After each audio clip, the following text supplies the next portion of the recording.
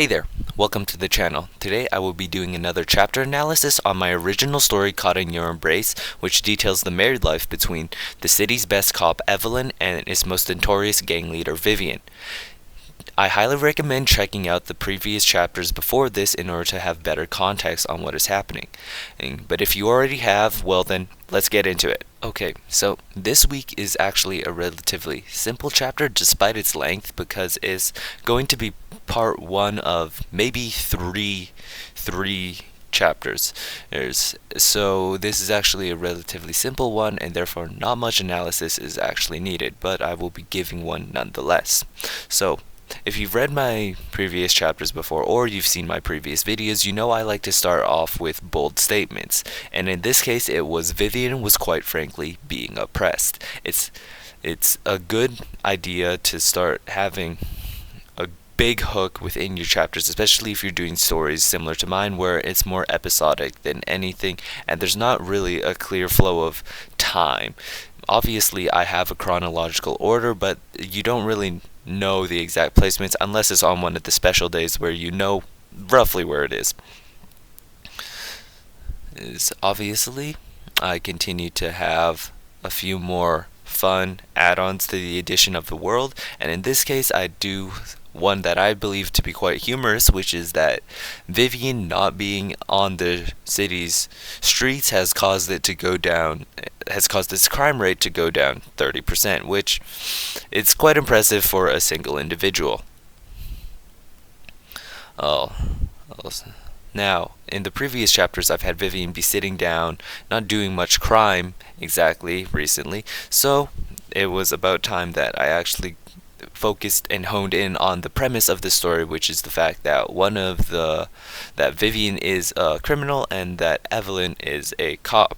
So Vivian is about to try and commit a heist on an exotic art auction because she's been cooped up for quite a few months now within the story.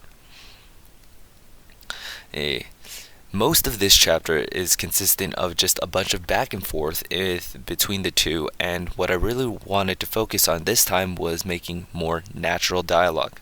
So what I will do, and I think I've mentioned this before, is I will say the dialogue out loud and make sure that it flows off the tongue well. Because the easiest way to tell if your dialogue sounds wrong or sounds robotic is to just say the dialogue out yourself, because even if you read it in your head, it doesn't actually help too much with how you articulate it as well.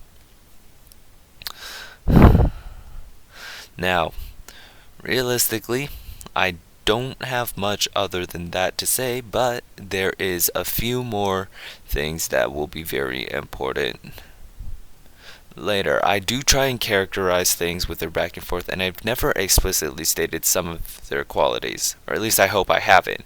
In this case, you can see here when Vivian threatens to reorganize furniture, or Evelyn is very cross about that because it implies the idea that Evelyn already has her own system of doing things or doesn't want any change. So there's further characterization.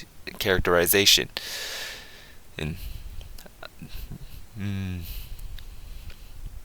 the end, there's not much about this chapter. There's a few character moments, and I really want to stay away from explaining this too much because I highly recommend reading the chapter yourself.